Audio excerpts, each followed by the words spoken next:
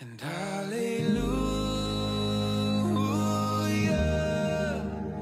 all I have is Christ. Hallelujah, Jesus is my life.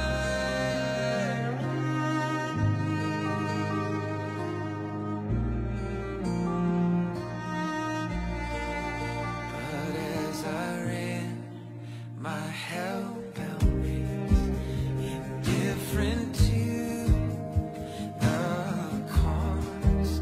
You looked upon my helpless state and led me to the cross. And I beheld God's love displayed. You suffered in my place. You bore the wrath reserved for me.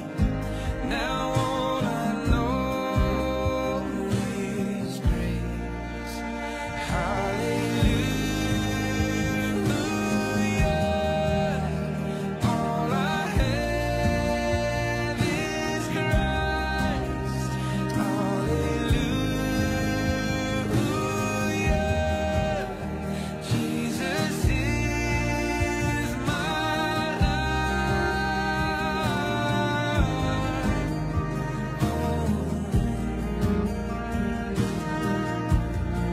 He is my I'm not my own. Now, Lord, I would be yours alone and live so all might see the strength to follow. Deuteronomy, Joshua, Judges, Ruth, 1st, 2nd Samuel. 1st Kings, 2nd Ay, dyan pala si Kings, Siren. Insert mo si Siren. 1st Kings, 2nd Kings, 1st Chronicles, 2nd Chronicles. Apat na yan. Isra, Nehemiah, Esther, Job, Ezekiel, Job. Anong sunod sa Job? Psalms. Psalms, Proverbs, Ecclesiastes, Song of Solomon, Jamie. Isaiah, Jeremiah, Lamentations, Ezekiel, Daniel. Si Gab. Sunod ni Daniel, na? Ate, ano? Hosea.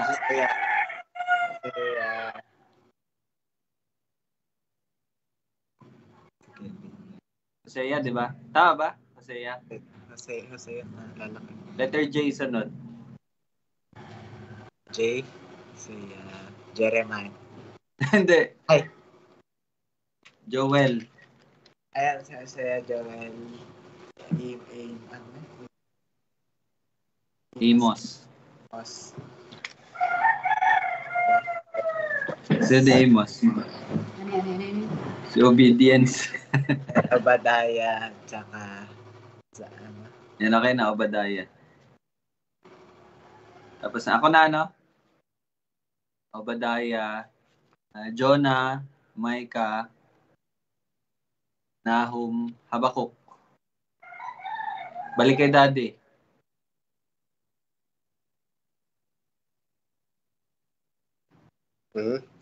Zephaniah,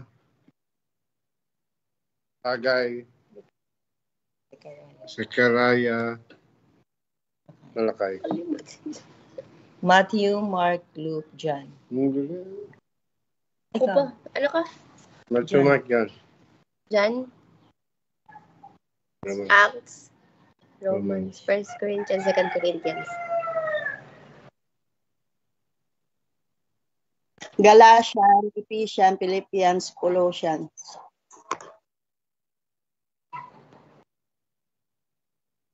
Ara Joyce. Ano ulit? Colossians Ano po last. Colossians. 1 Thessalonians. 2 Thessalonians. 1 Timothy. 2 Timothy. Titus. Jamie, Titus start. Titus, Philemon. Hebrews. James. Gab. Sunod ni James.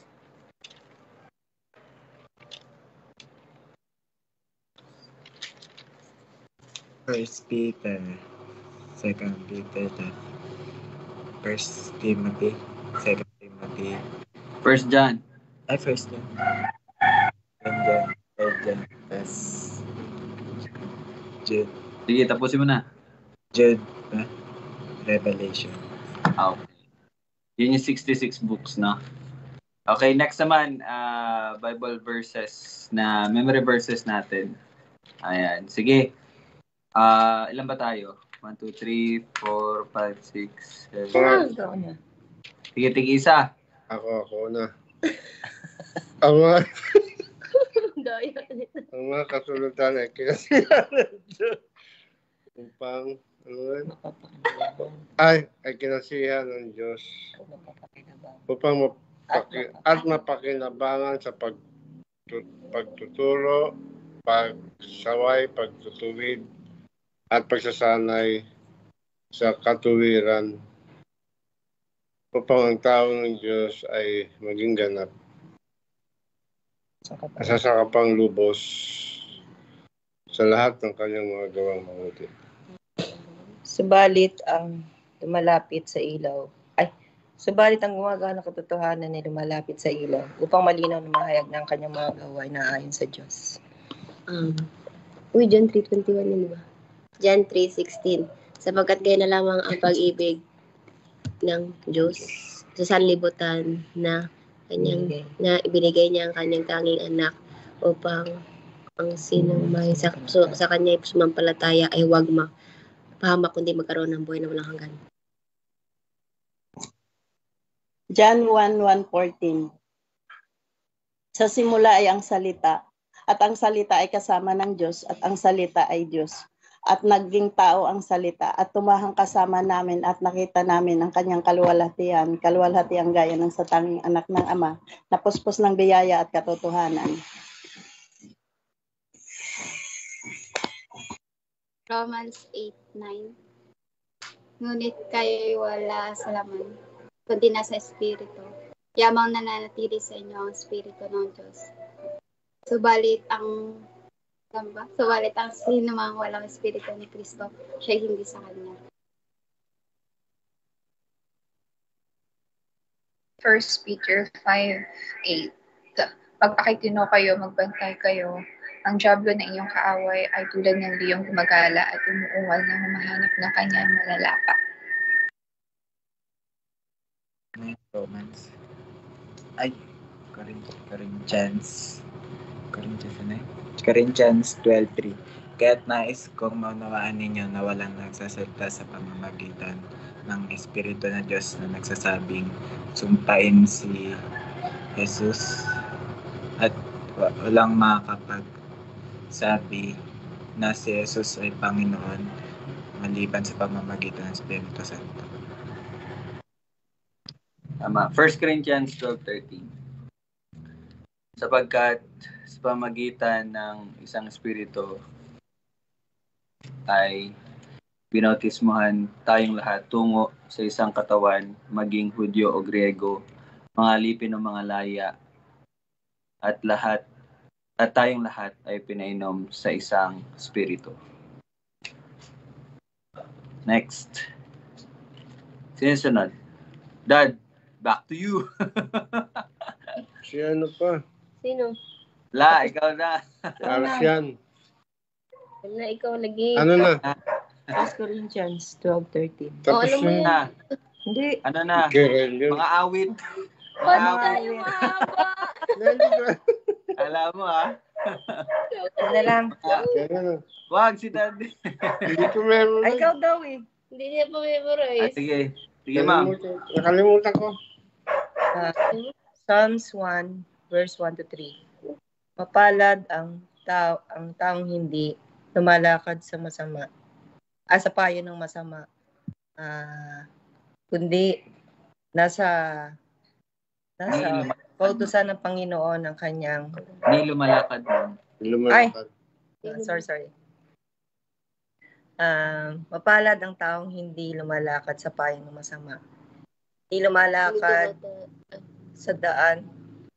Hindi tumatayo man sa daan ng mga masama. Ni umuupo man sa upuan ng mga manunuya. Kundi ang kanyang kagalakan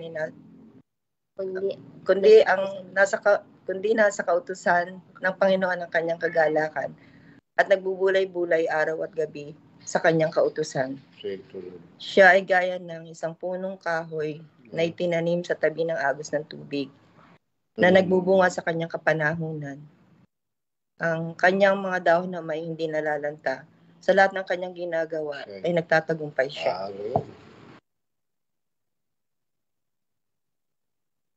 Tay. John 17:3. At ito ang buhay na walang hanggan, na ikaw ay makilala nila na isang Diyos na tunay at si Yesu Cristo na yung sinugo. Job 28:28. At sa tao sinabi niya, narito ang takot sa Panginoon ay siya ang katarungan at ang paghiwalay sa kasamaan na kaunawaan. Kaunawaan. Kasamaan ay kaunawaan. Katuwiran. Katarungan na sabi ni Tita. Karunungan. Okay. Alright. Ayan po yung mga memory verses natin. So, lagi po natin gagawin yon bago po tayo magsimula. Para po maalala natin yung mga salita na panghahawakan natin.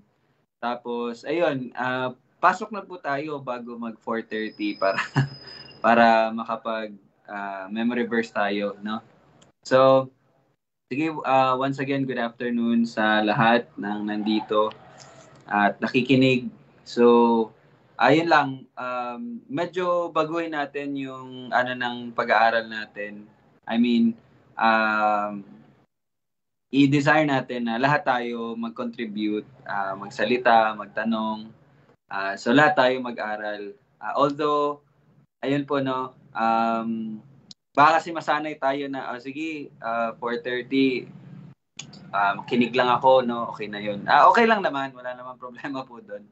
Kaya lang, siguro mas maganda na, alam niyo yun, yung lahat tayo, bawat isa sa atin, focus tayo sa pag-aaral, sa pakikinig, sa pakikipagdiskusyon, yung hindi lang siya maging parte ng buhay mo na parang nakikinig ka lang ng kanta, no, kahit na may ginagawa kang ibang bagay.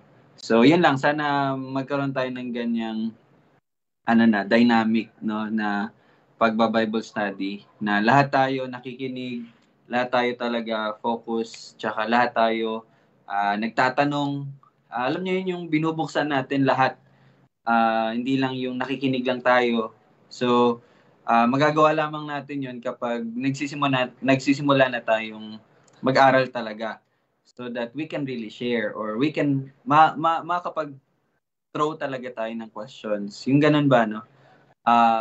Kasi based on experience, 'di ba, sa classroom, maraming nandyan nakikinig sa teacher pero hindi sila nagtatanong kasi hindi naman nila naintindihan. So parang ganun lang, para maunawaan natin at maintindihan, maganda yung nagtatanong, 'di ba? Tsaka isa ring tanda ng good listener, nagtatanong. Okay? So ayun lang, para hindi lang lagi ako or si Kuya or minsan si Daddy, minsan sila Tito Bong. So sana tayo din, no? Lahat. Okay? So, yun lang. Tayo po ay magsimula na sa ating pag-aaral. Ating babasahin muli, no? yung Mark chapter 1, starting from verse 1 hanggang 8. Ayan, so mabilisan lang po. Basahin muna natin. Okay? So, sino ba pwede magbasa?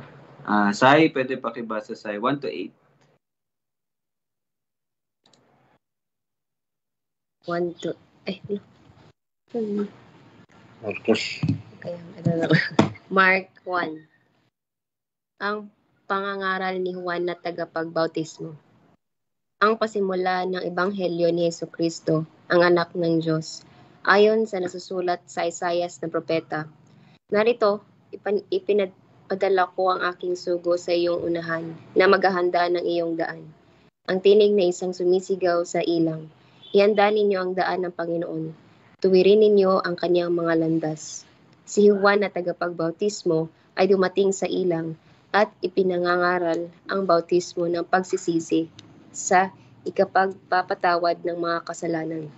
Pumupunta sa kanya ang mga tao mula sa buong lupain ng Judea at ang lahat ng mga taga-Jerusalem.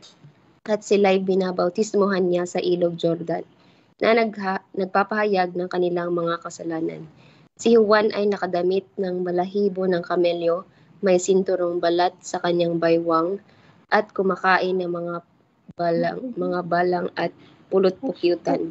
At siya'y nangangaral na nagsasabi, dumarating na kasunod ko ang higit na makapangyarihan kaysa akin. Hindi ako karapat-dapat yumukod at magkalag ng tali ng kanyang mga sandalyas.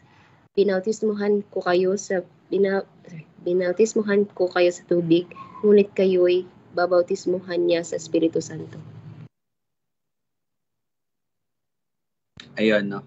So, again, this is the third reading ng verses na to. So, tayo po ay mag-pray muna. Panginoon, ikaw po ay banal at ang lahat ng lalapit sa iyo ay dapat ituring ka na banal sa pamagitan ng pamumuhay na sa pananampalataya sa iyong tanging anak na si Jesus.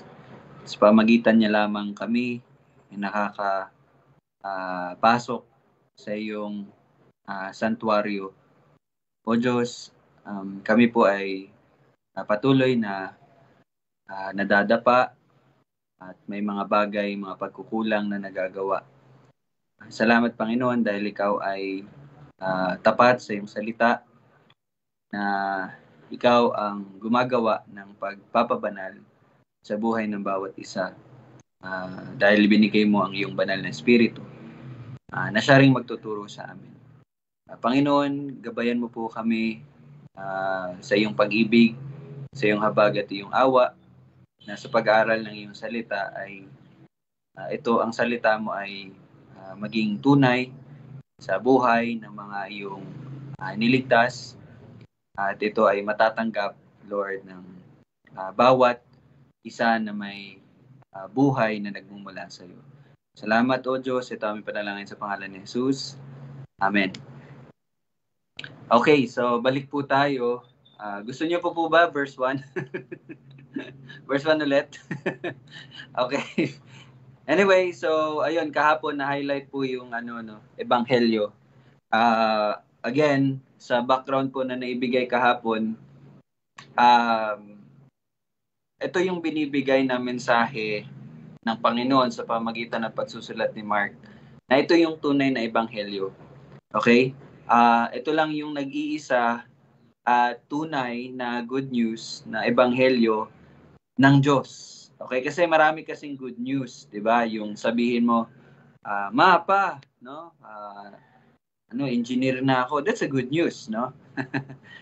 Good news 'yon. Maraming good news. Pero itong pinag-usapan po natin ay Ebanghelyo ni Jesucristo, or sa iba pong mga kasulatan, mababasa nyo, Ebanghelyo ng Panginoon, or Gospel of God. Meron po kayong mababasa doon ng mga verses. Pero dito, ayun, ang ginamit ni Mark is Ebanghelyo ni Jesucristo, in which itong Ebanghelyo na ito ay patungkol sa tanging anak, at yun po ay ang Panginoong Jesus. So, wala na pong iba na ebanghelyo na mga kapagligtas. Kahapon nabanggit ni Kuya, Romans 1:16.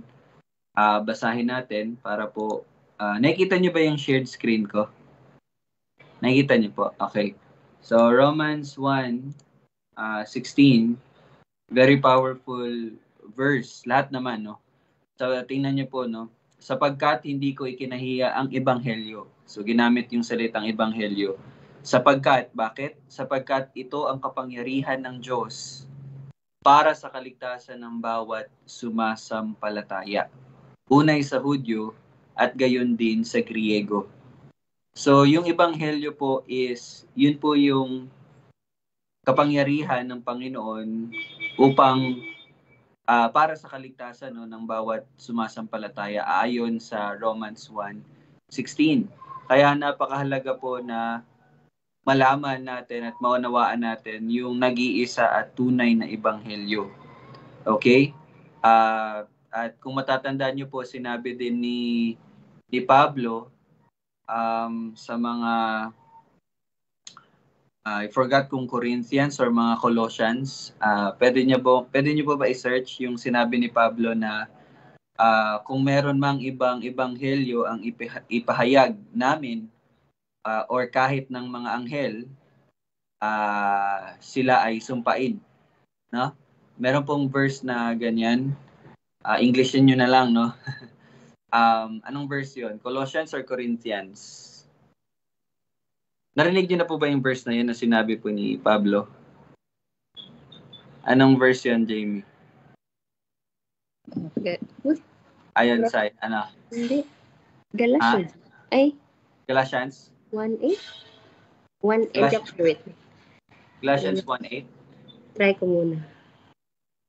Tama. Galatians 1:8. Subalit, kahit kami, tingnan niyo po yung sinabi ni Pablo sa mga taga-Galatia, subalit kahit kami o isang anghel mula sa langit ang mangaral sa inyo ng ebanghelyo na iba sa aming ipinangaral sa inyo, ay hayaan siyang sumpain. So you see, ganun po kahalaga, no? Na yung pinangahawakan natin na ebanghelyo ay yung ebanghelyo talaga ni Jesucristo. Ebanghelyo ng Panginoon. Kasi yun yung makakapagligtas sa atin. Kasi po yun yung inihayag. Yung inihayag na misteryo noon. So yun po yung ebanghelyo. So, ayun, sana naunawaan na po natin at wala na pong, alam niyo yun, hindi tayo magkamali, no? Or maligaw pa sa iba pang mga ebanghelyo. But yun yung ebanghelyo. The good news is, tayo ay makasalanan at tayo po ay kailanman walang kakayanan, no, na iligtas ang ating mga sarili. So the good news is ang Panginoon ay naging tao. Diba? John 1. No, John 1. Ang Panginoon ay naging tao. That's the good news. Kasi yun po yung ipinangako ng Panginoon. Kung matatandaan nyo sa Malakay ba yun or Isaiah? Diba yun yung promise, no, na Malakay chapter 3. Sabi niya doon na ipapadala ko ang aking sugo at pagkatapos nun siya'y darating. Diba? So that's the good news na ang Panginoon ay naging tao at inako niya yung kasalanan ng mga tao at sa kanya may kapatawaran ng kasalanan. So that's it, no? Na ang kaligtasan ay sa Panginoon. So anyway, yun lang, konting review lang po sa word na ebanghelyo or gospel. So yun nga po, sana makapagsimula na din po tayo na maihayag yung ebanghelyo din. Okay? I think it's been almost one year na, no? Or 1 year na hindi natin nahayag yung ebanghelyo. So kaya nga sabi ko po sa inyo na nakaraan, pag-pray natin yung kapkabin. At the same time, let's pray for one another na ayun, maano na natin talaga, maaral natin at maihanda na natin din. Well, yes, it is God, pero tandaan po natin na yung pagkilos ng Panginoon sa atin siya yung magbibigay sa atin ng desire na magawa yun. So, let's study, no? Patuloy po tayong mag-aral. So, patuloy tayo sa verse 2. Sabi diyan, ayon sa nasusulat sa Isaiah na propeta, narito ipinadala ko ang aking sugo sa iyong unahan na maghahanda ng iyong daan. Okay? So, tanong ko lang, ano po yung tinutukoy dito na maghahanda ng iyong daan? So, naharal na natin yan sa Matthew, naharal na rin natin sa Lucas. So, review lang. No? Ano po yung ibig sabihin netong maghanda ng iyong daan?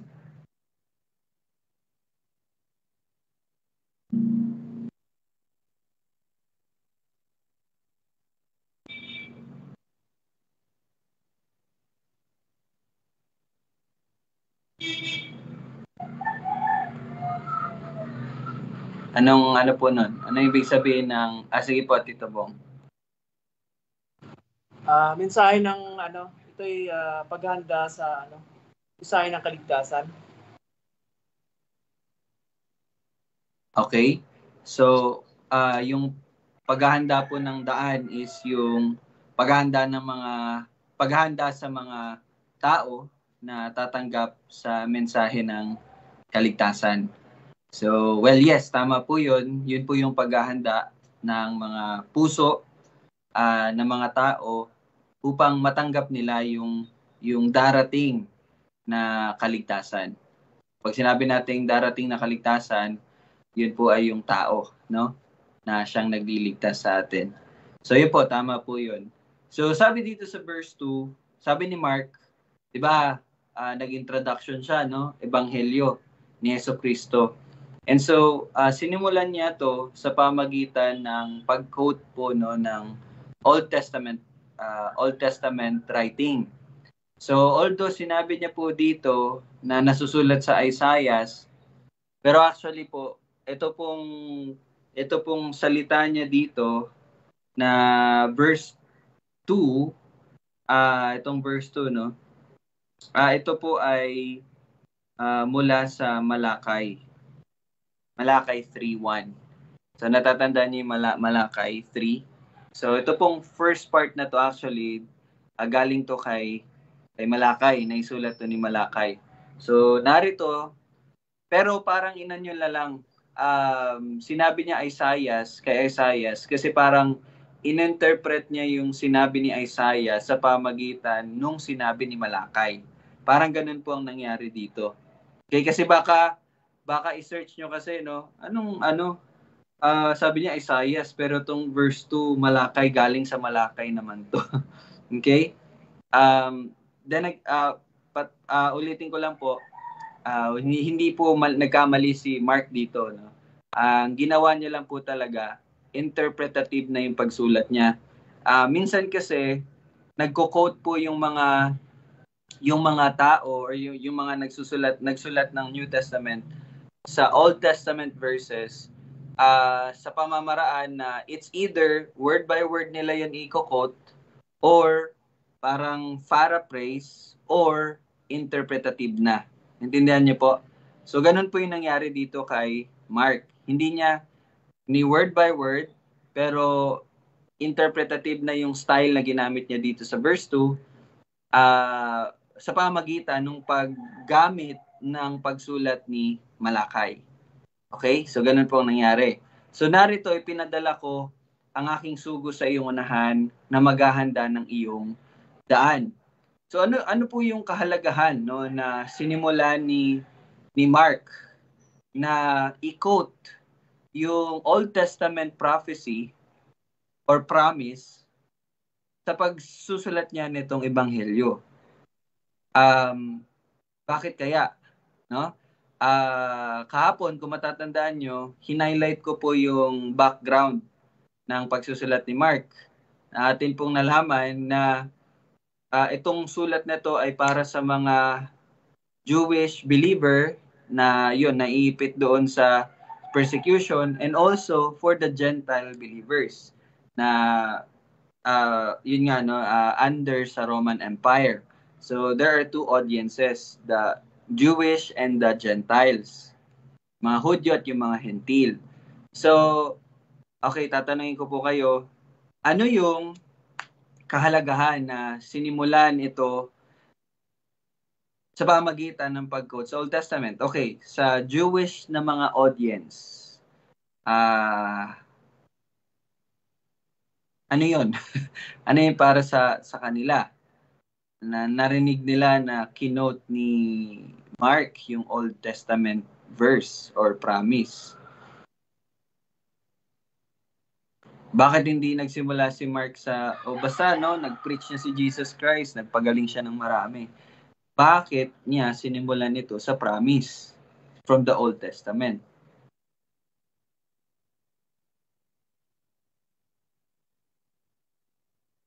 Sa tingin niyo po?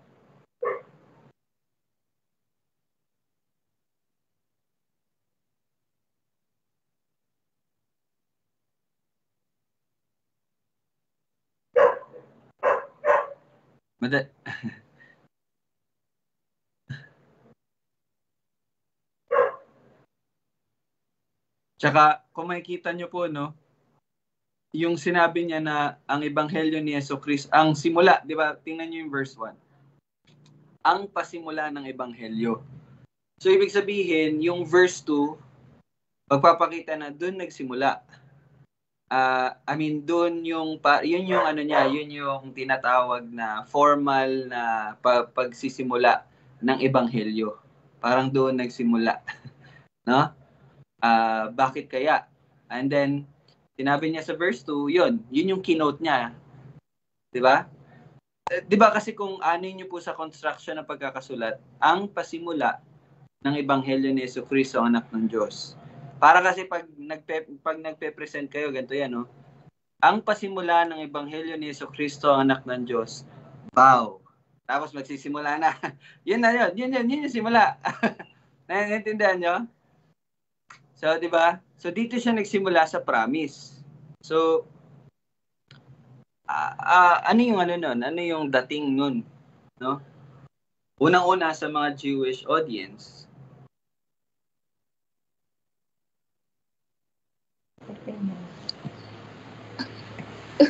Hindi, pagpapakita ito na yung nasabi o na hayag na sa hulumang sa old, ay ito na ngayon.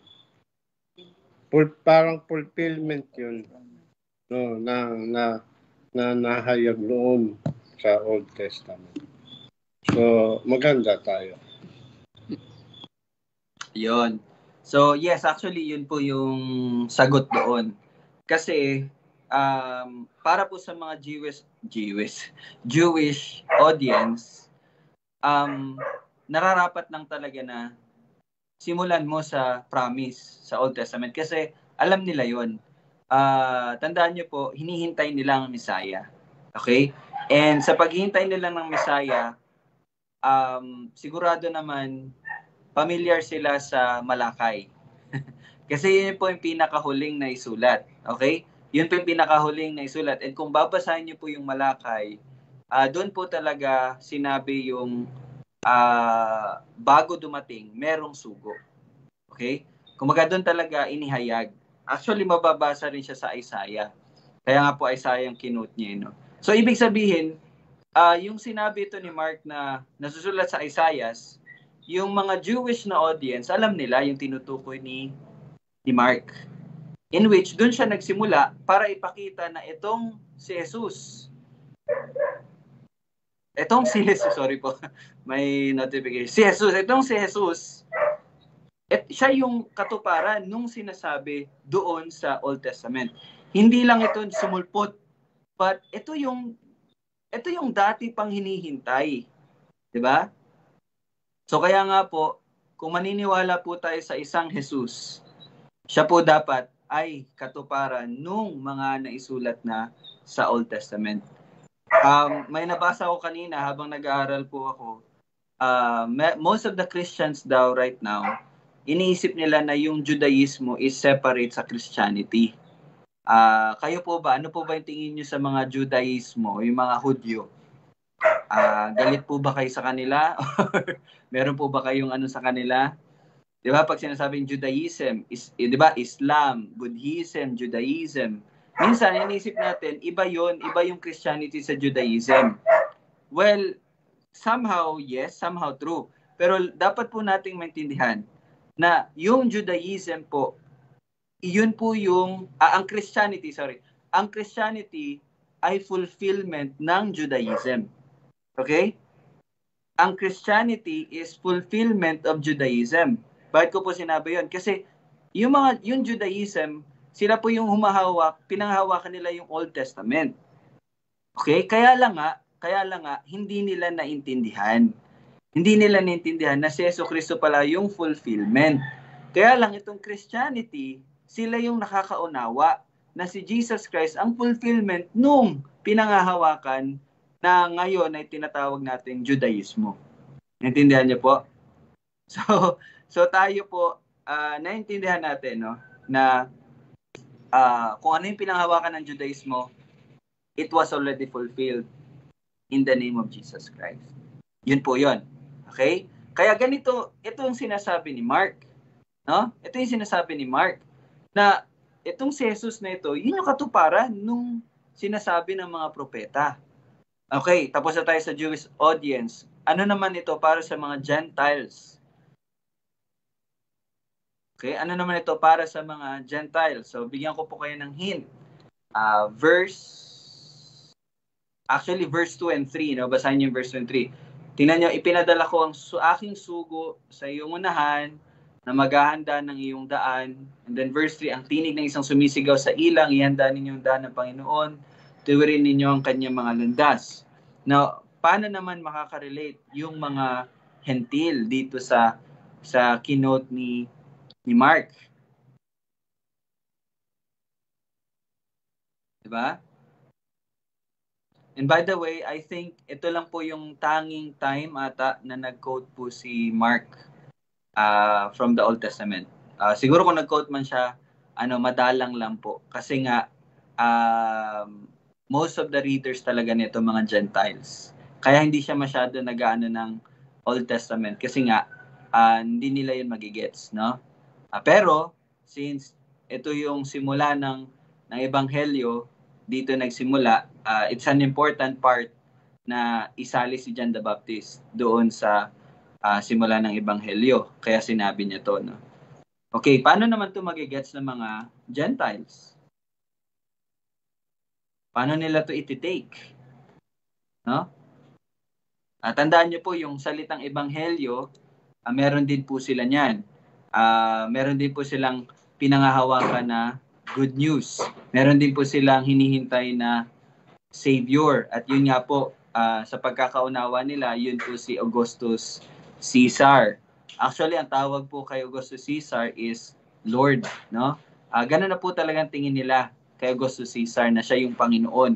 Okay, ganyan even kaya nga po tinawag siyang Augustus kasi nga kino-consider na nila si Augustus Caesar na Diyos. Ganun po ang pagsamba nila kay Augustus Caesar, okay? Now, ngayon, kaya ito pinapaliwanag ito ni Mark sa kanila. And nagsimula siya sa propeta, or sa prophecy. Actually, nagsimula siya kay John the Baptist. No? Nagsimula siya sa sugo. So, okay, maintindihan po nila ito sa pamagitan ng imagery ng hari. Alam po ng mga hentil, lalo na sa Roman Empire, under the Roman Empire, na ang pagdating ng isang hari, okay, bago dumating isang hari, meron po talaga yung mga alagad or mga sugo na mauuna upang ayusin yung pupuntahan ng hari. So, they really understood. Naunawaan po nila na ganun yung pagdating ng isang hari.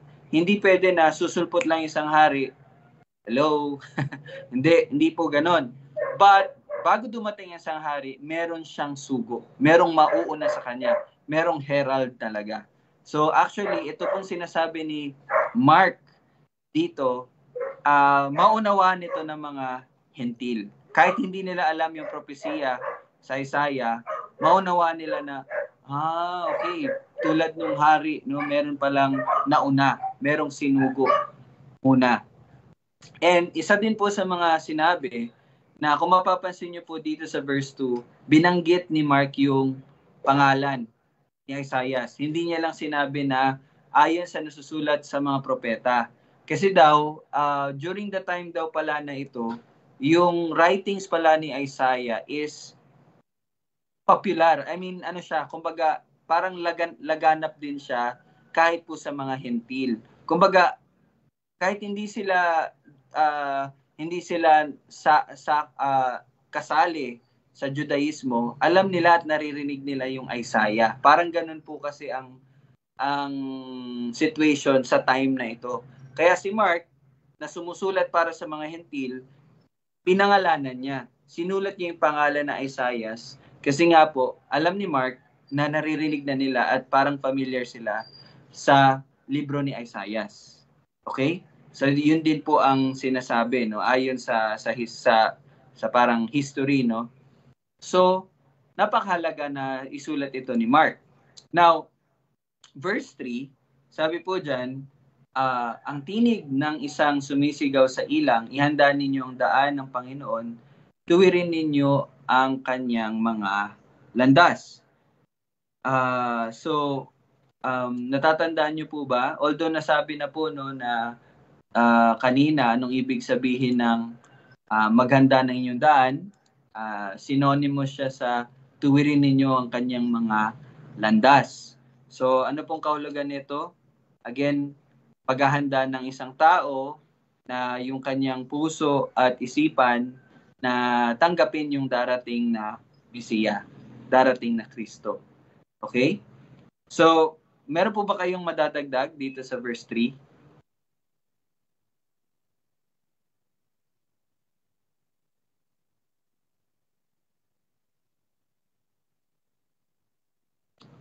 Verse 3.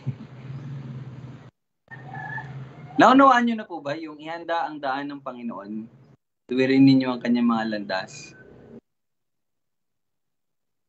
Nagigets nyo na po yung ibig kahulugan yan? Clear na po ba sa inyo?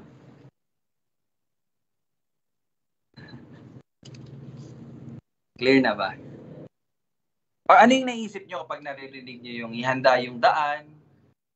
No, yun. 'Di ba sa Lucas nga papatagin yung mga ano, 'di ba? Tutuwirin yung mga liko, yung mga ganung sinasabi, 'di ba? Ano po yung ano noon? Ano yung ibig kahulugan po noon? Naintindihan niyo na po ba 'yan? Sige po, Tito Bong. Ito po yung ano di ba po sa Isaiah 43:4 na tayo ay magpatuloy yung itutuwid natin yung tutuwidin sa disyerto na isang lansangan para sa ating Diyos, yung pinapakita dito yung relasyon ng Israel na Diyos na may balik ang kanilang mga kasalanan at patatawarin sila. Para bang pinapakita dito yung yung paglilinis o yung daanan, katulad ng ayusin yung mga lubak, kadaraanan, yung mga sira, para pahiwatig na para makalakad tayo o makarating tayo na maayos doon sa ating pupuntahan. Parang doon ipinapakita yon yung mga lubak, ang mga daan, para maglinis sa ating mga kasalanan at magpatuloy tayo na makasama natin ang Diyos. Okay, so yun po yung sa quote na sa Isaiah 40 verse 3, no? Hanggang 5. So yun po yung nabanggit ni Tito Bong. So yun nga po, parang ayusin talaga para yun nga matanggap or makasama natin yung Panginoon. So tama po yun. Siguro ang gusto ko lang po marinig sa inyo or may tanong sa inyo is paano nyo naunawaan yung okay, alam naman natin, no, na ituwid yung daan, ituwid mo yung, no, yung ganun ba, yung bako-bako, or yung, ano ba sa Tagalog, Yung kuba-kuba ay, ano yun? Buka, ano yun? Basta yung mga gano'n, Rocky Road, yung mga papantayin mo, di ba? Pero ano yung implication nun? I mean, ano po yung parang, di ba? Ano po? Hindi, katulad natin, di ba? Ano ba yung pag-asa na inaasahan natin? Bakit tayo, bakit natin pinag-aaralan yung kanyang salita? Ibig sabihin, alam natin na may darating. May meron tayong inaasahan. Diba? So, anong dapat makita sa isang tao? Pinuhay. Dapat makikita sa kanya na ang pagbabago talaga. No? Na siya na kay Kristo. So, yun yung mga paghahanda. Diba? Na tayo'y naniniwala at umaasa sa darating na sa kanyang pagbabalik, di ba? Ganun ba? Parang ito yung mensahe sa atin. Okay. So, sa konteksto po natin, tama po yun. Ganun po yung paghahanda. Kumbaga, namumuhay tayo na ayon sa kalooban ng Diyos. Kasi nga, alam natin na darating yung hari ng mga hari. So, syempre, ini-inline natin yung pamumuhay natin sa kung ano ba yung ibig kahulugan na ikaw ay kabilang sa kaharian ng hari ng mga hari na darating. Tama po yun. Well, actually, magandang reference din po yun sa pagsagot natin sa konteksto naman nito. Kasi ito po na time, darating yung Messiah. So, actually, na-discuss na natin to. Tinanong ko lang po talaga para again and again, maunawaan natin at ma-explain natin siya ng mas maayos o mas madali sa susunod. So yes po, pag sinasabi po na ihanda ang daan ng Panginoon at kanyang tuwirin ang kanyang mga landas, ito po ay nangangahulugan na yun sinabi na din kanina na yung paghahanda ng puso. Now, paano po ba anong paghahanda ng puso ang dapat? So ito po yung patungkol dito sa konteksto na to, na maunawaan po ng mga Hudyo na nakikinig kay John the Baptist, no? Maunawaan po ng mga Hudyo na sila po ay nagkasala sa Panginoon at maunawaan ng mga Hudyo na sila po ay nangangailangan ng tagapagligtas. Maunawaan nila na hindi sa mga ginagawa nila na relihiyon o yung pag-worship, hindi doon sa pamagitan noon na sila ay naliligtas, na sila ay nahuhugasan, na sila ay nalilinisan sa kanilang mga kasalanan. So yun po yung binabanggit dito na paghahanda ng daan ng Panginoon is to prepare the hearts of the people na maunawaan nila na sila ay nagkasala at again, sila ay nangangailangan. Hindi nila maliligtas yung kanilang sarili. That's why they have to accept, kailangan nilang tanggapin yung darating na tagapagligtas. So yun po yung binabanggit dito sa Isaiah na ihahanda yung daan ng Panginoon. Ibig sabihin, okay, sa madaling salita, ipaintindi sa mga tao na itong darating na taga-Mesiya, ito yung kailangan nyo. Hindi yung relihiyon na meron kayo. Hindi yung mga ginagawa nyo. Kaya kung mapapansin nyo po mamaya, ang ginagawa po nila is nagpabautismo habang iniahayag po nila yung kanilang mga kasalanan. Diba, makita nyo yun? Kasi yun ang pagpapakita na naiintindihan nila na nagkasala talaga kami at kailangan namin ng tagapagligtas. At inihanda na namin yung puso namin dito sa Messiah na darating at tatanggapin namin siya na siya yung magliligtas sa amin. So yun po yung binabanggit dito. Sana nakakatulong siya na maunawaan niyo po yung Isaiah, yung sinabi dito sa Isaiah. Kasi nga baka basahin niyo, ihanda yung daan. Baka alam niyo yun kasi minsan alam natin, nasasabi natin yung word, pero hindi natin alam paano siya explain. Di ba may mga ganun po? Naintindihan niya na ano niyo po ba yon? Na-experience niyo po ba yon? For example, alam niyo yung salitang repentance, pero pag pina-explain ka ng repentance, di ba? Kanina, actually ngayon ang inaaral ko is yung salitang luwalhati. glorify, glory. O sige nga, alam ko po na alam niyo po yung salitang luwalhati. Paano niyo po explain yung salitang luwalhati? Ano yun? Anong ibig sabihin na kapag sinabi mong ang kaluwalhatian ng Panginoon? Anong ibig sabihin nun? Di ba? Anong sinabi na luwalhatiin mo ang Panginoon? Anong ibig sabihin ng luwalhatiin mo ang Panginoon? Di ba? Ano ibig sabihin nung sinabi ni Jesus na, Panginoong Jesus na ako'y luluwalhatiin ng Diyos Ama? Ano ibig niya kahulugan doon? Di ba? May mga words na mga ganon na, yes, naunawaan natin, pero hindi natin alam paano i-explain. Yun po yung ginagawa ko actually, kaya nagtatagal tayo. Kasi every word, it is my desire na maunawaan natin at matutunan natin paano siya may hayag, may explain ng maayos. Kasi nga, sa susunod po, kayo na rin po magtuturo sa iba. Diba? Actually, training na rin po ito para sa bawat isa sa atin. Yun po yung ginagawa ko. Hindi ko po siya binibilisan, na ano na namin yan. Pinaulit-ulit ko po talaga para God willing, kapag kayo gagamitin ng Panginoon para turuan ng iba, alam nyo na. Hindi yung, ano ang ibig sabihin nito, tas gagawa tayo ng ating own interpretation. Mali na yan. Diba? So yun po yun. Yun lang po yun. So sana naunawaan nyo na po itong ihanda ninyo ang daan. Iahanda niya yung mga tao no, na sa pagdating ng Kristo. So gets na po ba? Ito lang po ay pagpaunawa sa mga tao na sila'y nagkasala at kailangan nila ng tagapagligtas. Kaya ang darating na Mesaya, yun yung kailangan nyo. Yun yung dapat nyong tanggapin. Kaya magpabautismo kayo. Okay, sige, discuss natin. Verse 4. Another word, bautismo, no? Na-explain na natin to. Pero let's have a review. Verse 4. Si Juan na tagapagbautismo. So, ibig sabihin, sinasabi ni Marcos dito na yung sinasabi sa propeta Isaias na isang sugo na siyang, di ba tingnan nyo sa verse 2. Sabi no, ayon sa sulat, nasusulat sa Isaias na propeta, narito ipinadala ko ang aking sugo. Ibig sabihin, ang pinupunto ni Marcos dito, hindi pa ang tagapagligtas. Yung sugo pa lang, yung herald. Okay? And in verse 3, tingnan nyo yung ginamit niyang verse. Ang tinig ng isang sumisigaw. Ito po yung tinutukoy niya dito. Yung sugo at yung tinig na sumisigaw.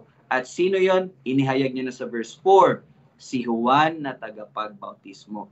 Ibig sabihin, verse 2 and 3, hindi pa yun patungkol kay Jesus. Okay? Although, ito po ay patungkol sa Ebanghelyo ni Jesucristo, pero ang pasimula ng Ebanghelyo ni Jesucristo, dito tayo mag-i-start kay John the Baptist. Dito tayo mag-i-start sa herald. Dito tayo mag-i-start sa sugo. Dito tayo mag-i-start sa tinig. Okay? Naintindihan niyo po? Doon siya nagsimula. Kasi very important nga na pag dumating ang sugo, dumating yung tagapagligtas, dumating yung Mesaya, dumating yung hari, dapat talaga merong nauuna. Ano po yan? Alam nyo, ang gracious talaga yung Panginoon. Bakit po? Kasi even yung pagdating ng tagapagligtas, yung pagdating ng hari, ginamit niya yung paano natin nauunawaan yung mga bagay sa mundo. Alam po natin na, again, ito very common protocol. Pag sinabi nating protocol, yun talaga yung nangyayari, common na nangyayari, na pag ang hari ay dumating, bago dumating ang hari, meron talagang nauuna. Common understanding yan ng mga tao. Naintindihan niyo po? Very common understanding. Lalo na po sa konteksto nung panahon na naisulat po, nung panahon na dumating ang Panginoon Hesus. Bakit? Ano yung sitwasyon sa panahon na ito? 'Di ba? Puro kingdom. 'Di ba? Ngayon, bansa-bansa na talaga eh. Dati, kingdom, empire. Ibig sabihin, mga hari-hari. Ganun dati. Di ba? So, ibig sabihin, sa time na ito, yung hari at sugo, sobrang nauunawaan yun ng lahat ng tao. Yung konsepto na yon, naintindihan niyo po? Yung konsepto na yon, naunawaan yun ng mga tao. Kaya tingnan niyo, sabi ko nga po, gracious ang God. Kasi even yung pagdating ng tagapagligtas, ginamit niya yung common of understanding ng tao. No? Hindi siya gumamit ng may ilaw na gumagano tapos biglang sumulpot yung Kristo. Hindi niya ginawa yun. Di ba? Yun ay bagay na supernatural. Pwede naman eh. Pwede naman nagliwanag yung buong mundo. Tapos nagbukas yung langit, dumating yung Kristo, namatay. Pwede naman ganun, di ba? Pero hindi. Ang ginamit niya yung common understanding ng tao. Still, God is gracious. You see? So, sabi dito, si Juan na tagapagbautismo ay dumating sa ilang. Okay, bago tayo magpatuloy sa verse 4, and this will be the last word, ilang. Ano yung importance ng ilang kay John the Baptist? Ano ang importance ng salitang ilang sa prophecy, prophecy na ito, sa propesya na ito? Ano yung importance ng ilang sa pagliligtas? Yun po yung tanong ko sa inyo. Actually, yung word na wilderness, yung ilang, mahalaga po ito. Meron siyang vital na importance or purpose. Na nabigyan niyo po ba siya ng ng pansin? Diba? Sabi yan, si Juan tagapagbautiso ay dumating sa ilang. Very specific, no? Dumating sa ilang. Ano po kaya yung importance ng word na wilderness or ilang, no?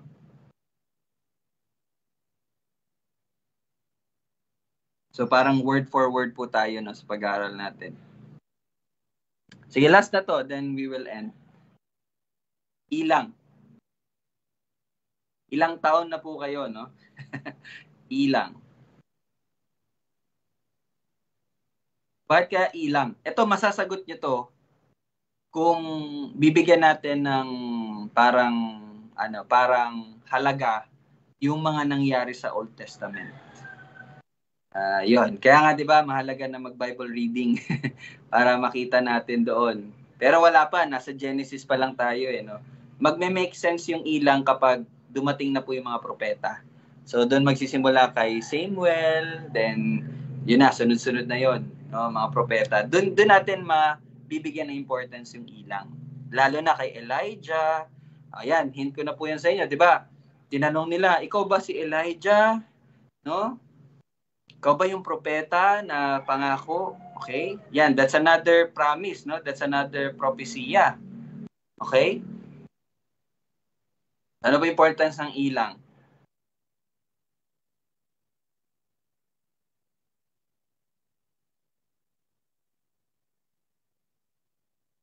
So, naiilang na po ba kayo? Okay. So, one thing na pwede po nating masagot is kung matatandaan niyo po yung nangyari sa Exodus, yung pagliligtas ng Panginoon, no, sa mga Israelita mula sa pagkakabihag sa Ehipto. Saan po sila dinala? Nung inalis sa Ehipto, sila po ay dinala sa ilang. Diba? That's one thing. Sila po ay dinala sa ilang. And mula sa ilang, saan po sila patungo? Mula sa ilang, sila ay patungo sa promise, Pexman, sa promised land. Okay? Okay? Mula sa ilang, sila po ay dadalhin ng Panginoon sa promised land. And okay, bago po natin yan, ano lang natin, set aside muna yan, no? Set aside. Isa pa sa mga bagay, saan po nagmula, saan po galing ang Panginoong Hesus nung siya po ay papasok na sa Jerusalem, na tinatawag na triumphal entry, yung sineselebrate ng mga Roman Catholics na palaspas. Diba? Yun yung triumphal entry. And yung triumphal entry po, ano po yun? Linggo? Linggo ba yun?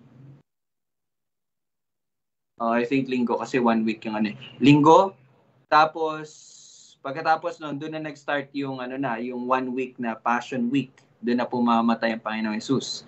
Pero, bago po siya pumasok doon sa entrance ng Jerusalem, saan po siya nagsimula? Sa ilang. Sa ilang. Actually, kung saan po nagbabaptize si John the Baptist, doon din po nagsimula ang Panginoong Jesus. And from that, doon siya nagsimula, doon parang nagsimula yung parada niya, papasok ng Jerusalem.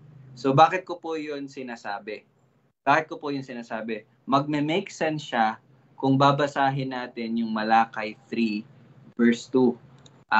Ewan ko lang kung natatanda ko ng maayos, no, kung Malakay 3:2 ba yan or Malakay 4. Tingnan natin, ha. Tingnan nyo po ano yung sinabi.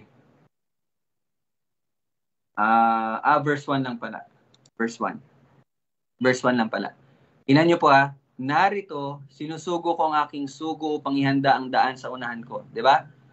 At ang Panginoon na inyong hinahanap ay biglang darating sa kanyang templo. Ang sugo ng tipan na inyong kinalulugdan ay narito, dumarating. Sabi ng Panginoon naman po. Tingnan niyo po, kapag dumating yung sugo, ihanda niyo yung daan ng Panginoong Jesus, at ang Panginoon na inyong hinahanap ay biglang darating sa kanyang templo. Actually, ito pong sinabi na ang Panginoon na inyong hinahanap ay biglang darating sa kanyang templo. Yun po yung time, na fulfill po ito nung time na triumphal entry, na pagpasok ng Panginoong Jesus. San po dumiretso ang Panginoong Jesus pagpasok niya sa Jerusalem? Saan po siya pumunta? Siya po ay dumiretso sa temple. Sa templo. Doon na po nangyari yung pinagtatapon niya, pinagtutumba niya yung mga tindahan doon sa loob ng templo. Actually, ito po yun. Yun po yung sinasabi dyan. At ang Panginoon na inyong hinahanap ay biglang darating sa kanyang templo. Ibig sabihin, yung image na mababasa natin sa Malakay 3, yung sugo, di ba, sabi, nagre-ready doon sa ilang. Kasi po, actually, ang kasunod po nun, pagdating ng Panginoon na pupunta sa kanyang templo. So, yung salitang ilang is mahalaga po kasi doon po nanggaling, no? Doon lumabas yung sugo, doon din nagsimula yung Panginoon sa kanyang triumphal entry saan? Sa templo. Sa templo. Okay? So, ewan ko kung napapaliwanag ko siya ng madali maintindihan sa inyo. Okay? So, but yes, ilang, isa din po sa bagay na dapat nating tandaan sa ilang is, saan ko ba nasulat yun? Teka lang po, malapit tayo matapos, no? Okay. Isa din po is, yung mga propeta po sa Old Testament, kaya nga po sinabi ko, mabibigyan natin siya ng halaga kung mababasa natin yung mga nangyayari sa Old Testament. Yung mga prophets po, sila din po ay naghahayag ng mensahe ng Panginoon sa ilang. Most of the time, kapag sila po ay naghahayag ng mensahe ng Panginoon, doon nila inahayag sa ilang. Okay? Sa ilang. And, isa din po sa bagay na pwede nating masagot, si Elijah po, and hindi ko alam kung siya yung pinakaunang propeta ng Panginoon. Pero, si Elijah po ay makikita sa ilang. Okay? And si John the Baptist ay sinasabi na siya daw ay hindi sinasabi, but sabi ng salita ng Panginoon, siya ay dumating sa espiritu ni Elijah. Okay? Ayan, dapat pa nating i-clear ano yung ibig sabihin ng sa espiritu ni Elijah. Sumanib ba si Elijah sa kanya? Hindi po yun ang ibig sabihin nun. Okay? Pero wala na tayong time para ma-discuss yan. But yun po yung sinabi. Si John the Baptist po, siya po ay siya yung dumating sa espiritu. Parang ganun po yung pagkasabi, no? Ni Elijah.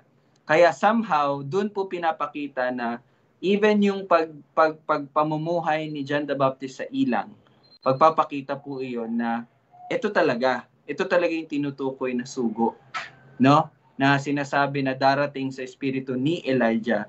Kahit po yung pinagmulan niya at kahit din po yung suot niya, it reflects the true prophet and yung ipinangako ng Panginoon sa Old Testament na maghahanda ng daan ng Panginoon.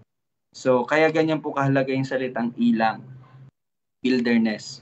Nasa pangako po yan, nasa propesya na rin po yung salitang ayan. So, kaya po shinare ko lang po sa inyo para maunawaan nyo na every detail na binibigay dito is mahalaga. Nakasulat na po yan nung una pa. Okay? So, ano yung para sa atin?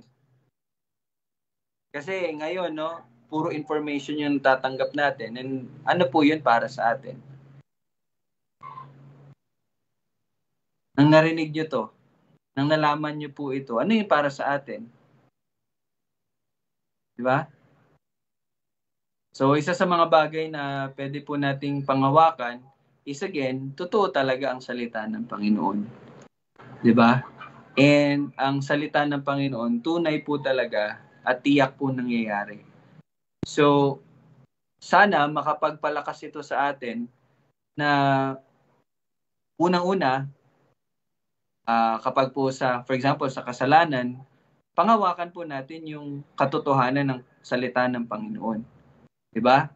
Na for example, yes, pinatawad na po tayo sa ating kasalanan, pero totoo din po sa salita ng Panginoon yung sinabi niya na disiplina. So, dito pinapakita na totoo yung nangyari sa lahat ng sinabi niya. So, totoo din po mangyayari na kapag tayo gumagawa ng kasalanan, nagpupatuloy sa kasalanan, tayo didisiplinahin, or tayo ganito ganyan, yung mga ganung bagay po ba? Or even sa mga panghihina natin, no, sa mga pagsubok sa buhay. So, atin pong paniwalaan yung sinabi ng Panginoon na yung mga pagsubok natin, ginagamit yun ng Panginoon upang tayo ay mas lumago, di ba? Sa ating pananampalataya, di ba, James? So, yun po. Yun yung mga bagay na implications. Yung mga implications lamang po yun. Di ba? Okay. So, sige po. Then po tayo muna magtatapos sa ilang. Pagpapatuloy natin yung verse 4 bukas po. Okay? So, tatapusin na natin yung hanggang 8, no, hanggang Friday. So, para matapos na natin yung Mark. Another stage, another scene, na po tayo, eksena. So, okay. Dito muna tayo magtatapos. Let us pray. Let us pray. Father in heaven, Lord, ikaw po ay dakila. Salamat po, Panginoon, sa patuloy na pagpapahayag at pagpapaliwanag ng iyong salita sa amin, na ito'y maging malinaw at ito'y amin ding tuturo sa iba, sa mga darating, Panginoon, na mga kapatid na ipapahintulot mo at itatalaga mo sa amin upang tulungan namin, Panginoon. Salamat, O Diyos, na ikaw ang patuloy na mag-iingat sa bawat isa. Purihin ka, ikaw lamang, O Diyos. Ito aming panalangin sa pangalan ng Jesus. Amen. So, Bible study ng mga tatay, nanay, mamaya na po. Kasi bukas saka Friday, medyo busy po yung mga tao. So, yun. Tita Susan, mamaya po. Ganun pa rin oras. Okay, mga tatay, nanay. Thank you. Bye-bye po. God bless. See you po bukas.